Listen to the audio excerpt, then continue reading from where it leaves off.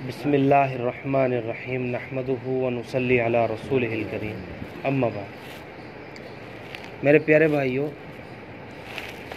اللہ کا بہت بڑا احسان ہے، کرم ہے کہ اللہ نے اپنے فضل و کرم سے ہمیں اپنے راستے میں نکلنے کی توفیق عطا فرمائی ہے۔ یقیناً اللہ ہی کی توفیق سے ہوا، ہمارا اس میں کوئی کمال نہیں۔ اللہ نے ہمیں محبت کی نگاہ سے دیکھا۔ ہمارے لیے کتنے لوگوں نے راتوں کو اٹھ کر دعائیں کی ہوں گی، ہمارے گھروں کے کئی بار چکر لگائے ہوں گے۔ تشکیل کرنا آتے ہیں نا ہمارے بھائی، تو تشکیل کرنے میں بیچارے کتنے چکر لگا دیتے ہیں ہمارے گھر کے۔ کبھی ہم ان کو گھر پر ملتے ہیں، کبھی نہیں ملتے ہیں، کبھی کہیں چلے جاتے ہیں، ہے نا۔ تو ان کے سامنے بس ایک ہی مقصد ہوتا کہ ہمیں اس بھائی سے ملنا ہے۔ تو بیچاروں نے کتنے بھائیوں نے ہمارے لیے راتوں کو اٹھ کر دعائیں کی ہوں گی، دعائیں مانگی ہوگی کہ اللہ ہمارے ان بھائیوں کو قبول کر لے، قبول کر لے، قبول کر لے۔ پتہ نا اللہ نے کس کی دعا سے ہم کو نوازا ہے، قبول کر لیا، ہے نا، اور اپنے فضل و کرم سے ہمارا وقت بھی لگوا دیا، ہے نا۔ تو اس پر جتنا بھی شکر ادا ہو سکے یہ اتنا ہی کم ہے۔ اللہ کا خوب شکر ادا کریں۔ اب مسجد سے جانے سے پہلے جو ہے نا، اپنا احتساب کرے، محاسبہ کرے اپنا، کہ میری زندگی کے اندر تبدیلی آ رہی ہے یا نہیں آ رہی ہے، یا ایسی حالت ہے جیسی ہمارے گھر پر تھی، جیسے ہم گھر پہ نماز چھوڑنے کے عادی تھے، ہے نا۔ بیوی بچوں کے حقوق کا کچھ نہیں پتہ تھا، پڑوسیوں کے حقوق کا کچھ نہیں پتہ تھا، بہن بھائیوں کے حقوق کا کچھ نہیں پتہ تھا، ہے نا۔ تو اب یہ سوچیں، مقام پر جانے سے پہلے، کیونکہ اب ہم مقام پر جائیں گے نا یہاں سے وقت لگا کر، تو ہمارا ہر عمل دعوت بنے گا، ہر عمل دعوت بنے گا۔ اور ہمارے جو محلے کے ساتھی ہیں نا، محلے کے لوگ ہیں، وہ ہماری ایک ایک چیز کو دیکھیں گے۔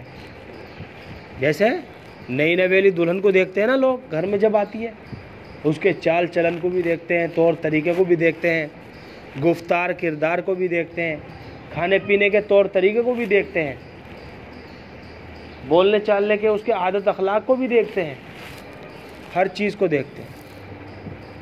ایسے ہی جب ابھی ہم وقت لگا لیا نا، اللہ نے اپنے فضل و کرم سے ہمارا وقت پورا لگوا دیا اور صحیح لگوایا، تو اب ہم مقام پہ جب پہنچیں گے تو لوگ ہماری ایک چیز کو دیکھیں گے کہ یہ نماز کیسے پڑھتا ہے، یہ قرآن کریم کی تلاوت کیسے کرتا ہے، ہاں۔ تو اس لیے پانچوں وقت کی نماز پابندی کے ساتھ، تکبیر اولیٰ کے ساتھ پہلی صف میں ہمیں پڑھنے کے عادی بنے ہوں۔ پہلی صف میں پڑھنی، پہلی صف میں سب سے پہلے پہنچا ہوں، ہے نا۔ حدیث میں اللہ کے نبی صلی اللہ علیہ وسلم کی حدیث ہے کہ جب مؤذن اذان دیتا ہے نا، تو حق تو یہ ہے کہ اس کی آواز سن کر فوراً اپنے گھر سے چل پڑو، اب سارے کام بند کر دو، کیونکہ اب ہمارے لیے ہمارے اللہ کا حکم پورا کرنا ضروری ہے۔ سارے کام چھوڑ دو اب۔ اور جس نے ایسا نہیں کیا تو اس کے دل کے اندر نفاق ہے۔ نفاق کسے کہتے ہیں؟ نفاق، یہ منافقوں والی علامت ہے۔ اور منافقوں کا درجہ کہاں پہ ہے؟ ان المنافقین فی الدرک الاسفل، درک اسفل جہنم میں سب سے نچلی گھاٹی کو کہتے ہیں، سب سے نچلا طبقہ جہنم کا، جہاں سے جہنم کی آگ بھڑکائی جائے گی اور وہاں پر منافقوں کو رکھا جائے گا۔ اللہ ہم سب کی حفاظت فرمائے، ہے نا۔ تو لوگ ہمارے اس چیز کو دیکھیں گے، ہمارے بولنے کے عادت اخلاق کو دیکھیں گے کہ کس طرح سے بات کر رہے ہیں۔ ہاں، ہمارے محلے کے لوگوں میں چرچا ہوگی کہ یہ دیکھو جماعت میں سے آئے ہیں، 3 دن لگا کر آئے ہیں، تو ایک ایک چیز پر نظر ہوگی۔ تو سارے ساتھی جو ہے نا اس کا محاسبہ کریں، ہمارا کوئی عمل ہماری ذات سے ایسا صادر نہ ہو کہ وہ برائی کا ذریعہ بنے اور لوگ ہم سے دور ہونے لگے، کٹنے لگے، ایسا نہ ہو، بلکہ ہمارے اخلاق ایسے ہوں کہ جس طرح سے ہمارے بڑے علماء اکرام بتا رہے ہیں، صحابہ اکرام کے اخلاق دیکھو، حضور اکرم صلی اللہ علیہ وسلم والے اخلاق دیکھو، اخلاق دیکھ کر کے لوگ اسلام میں داخل ہوئے ہیں۔ زید ابن ثانہ کا قصہ پڑھا نہیں آپ نے؟ زید ابن ثانہ یہودیوں کا بہت بڑا عالم، اللہ کے نبی صلی اللہ علیہ وسلم نے کچھ قرضہ لیا تھا، مکے کے اندر قحط سالی پڑ گئی تھی، بچے بھوک کی وجہ سے تڑپ رہے تھے، تو زید ابن ثانہ نے 80 مسقال سونا دیا اور ایک دن فلاں دن کا جو ہے وعدہ کر لیا کہ اس وقت میں آپ جو ہے مجھے ادا کر دینا اور فلاں باغ کی اتنی کھجوریں مجھے دے دینا اس کے بدلے میں۔ اللہ کے نبی نے وعدہ کر لیا، تو ابھی وعدہ پورا ہونے میں 2 دن باقی تھے۔ زید ابن ثانہ نے بھری مجلس میں صحابہ اکرام کی، اس میں حضرت علی بھی ہے، حضرت ابو بکر صدیق بھی ہے، حضرت عمر فاروق رضی اللہ تعالیٰ عنہ بھی ہے اور دیگر صحابہ اکرام ہیں۔ بھری مجلس میں زید ابن ثانہ نے حضور کا گریبان پکڑا۔ کوئی اگر ہمارے ساتھ ایسا معاملہ کر دیتا تو کہ تو نے گریبان پکڑا میرا، اور کبھی اسے فون کبھی اسے فون، اور سارے کنبے قبیلے کو ہم اکٹھا کر لیتے،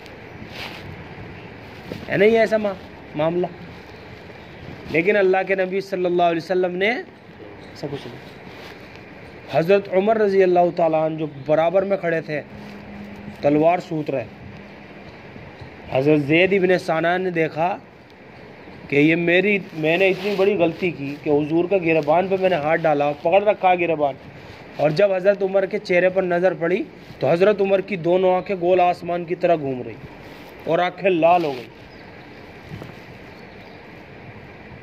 زید ابن ثانہ کسے دیکھ رہے ہیں؟ حضرت عمر رضی اللہ تعالیٰ۔ حضرت عمر نے کہا کہ تو نے اتنی بڑی غلطی کی ہے ثانہ، اگر مجھے حضور اکرم صلی اللہ علیہ وسلم کی مجلس کے ادب کا لحاظ نہ ہوتا تو ابھی اپنی تلوار سے تیری گردن اڑا دیتا۔ لیکن حضور اکرم صلی اللہ علیہ وسلم کو دیکھا، زید ابن ثانہ کہتے ہیں حضور مجھے بڑی پیار محبت والی نگاہ سے دیکھ رہے ہیں، اتنی بڑی گستاخی کے بعد بھی الٹا حضرت عمر کو ڈانٹا کہ عمر، کہ ان کا تو ہمارے اوپر احسان ہے کہ ضرورت پڑنے پر ہم نے ان سے قرضہ لیا تھا، سونا لیا تھا اور غریبوں میں بانٹنے کے لیے، جب مکہ کے اندر قحط سالی پڑ رہی تھی تو ان کا تو ہمارے اوپر بڑا احسان ہے، ان کا مطالبہ بھی ادا کرو، اور جو تم نے ان کو ڈانٹ ڈپٹ دکھائی ہے نا، اونچی آواز میں بات کی ہے، گھور کر دیکھا ہے، تلوار سوتی ہے، اس کے بدلے میں 20 سا کھجوریں اور دو۔ اور زید ابن ثانہ حقیقت میں ایسا معاملہ نہیں کرنا چاہ رہے تھے، بلکہ وہ تو حضور کے اندر یہ 2 صفات دیکھنا چاہ رہے تھے۔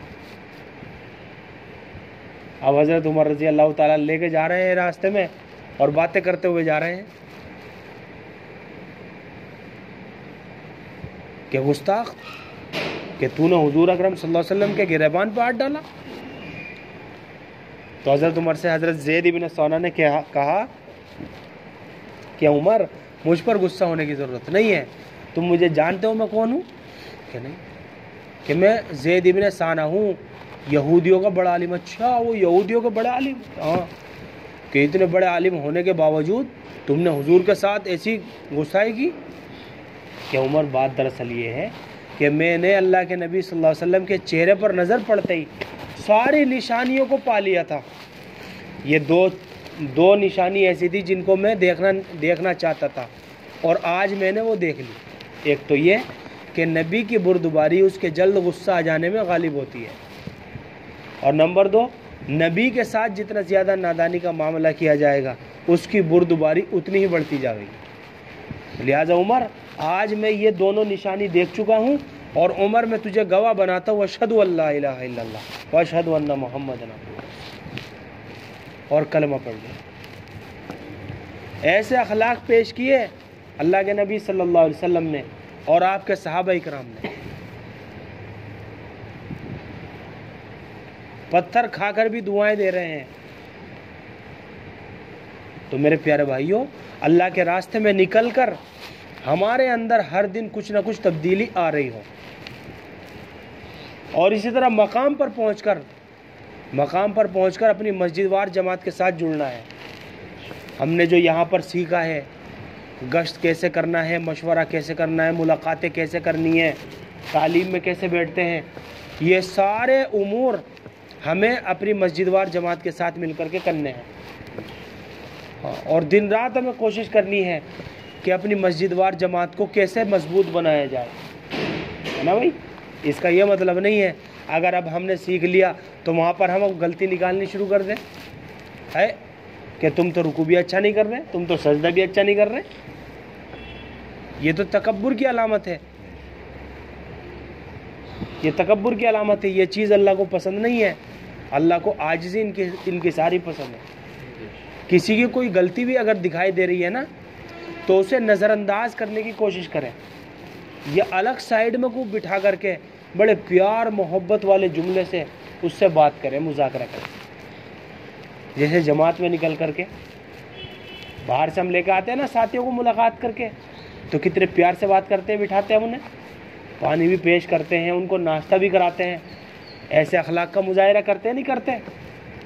یہ اخلاق اگر ہم اپنی بستی میں پیش کریں گے تو کیا ہماری بستی کے لوگ ہم سے مانوس نہیں ہوں گے؟ ہاں، دعوت جو ہے نا، دعوت یہ لائن بدلنے کا نام ہے. لائن بدلے ہم. ہاں، اگر ہم جھوٹ پر تھے تو سچ پہ آویں، ناجائز پر تھے تو جائز پر آ جائیں، حرام پر تھے تو حلال پہ آ جائیں. لائن جو دعوت جو ہوتی ہے نا وہ لائن بدلنے کی ہوتی ہے کہ لائن بدل دیں ہم اپنی. ٹھیک ہے بھائی. اور رو رو کر کے دعا مانگے اللہ سے کہ اللہ بستی کا اور مسجد کا جو حق تھا ہم سے ادا نہیں ہو سکا. مسجد کو جس حال میں پایا تھا اس سے بہتر حال میں چھوڑنا ہمیں. مسجد کی صاف صفائی کا خیال رکھیں، ہے نا، مسجد کا صاف صفائی کا خیال رکھیں. مسجد کے دیگر انتظامی امور میں ہمیں دخل اندازی نہیں کرنی ہے. مسجد کی جو چیز جہاں پر رکھی ہے اسے وہیں رکھے رہنے دینا ہے نا. اپنی بستی میں جب پہنچے تو دعا پڑھ لیں، آئبون تائبون عابدون لربنا حامدون، یہ دعا پڑھ لیں ہم. اور اس دعا کو پڑھیں اللہم بارک لنا فیہا، کہ اللہ ہمارے لیے اس بستی میں برکت رحمت نازل فرما.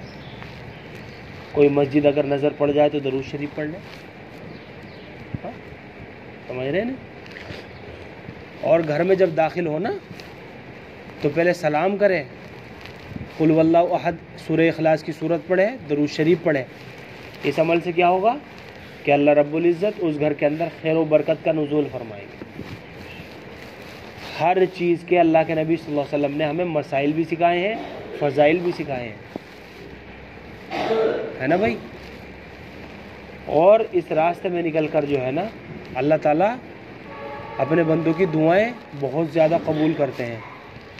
تو ہماری زبان پر جو ہے نا پوری امت کے لیے، ہمارے دل کے اندر ہمارا دل وسیع ہونا چاہیے. پوری امت کے لیے ہم دعا مانگیں، ہدایت کی خوب رو رو کر کے دعا مانگیں کہ اللہ پوری امت مسلمہ کو ہدایت عطا فرمائے. اپنے لیے بھی ہدایت کی دعا مانگے، اپنے گھر والوں کے لیے بھی ہدایت کی دعا مانگے، پڑوسیوں کے لیے بھی ہدایت کی دعا مانگے، خصوصاً پورے عالم کے لیے ہدایت کی دعا مانگے. اللہ سب کو ہدایت عطا فرمائے، ہے نا.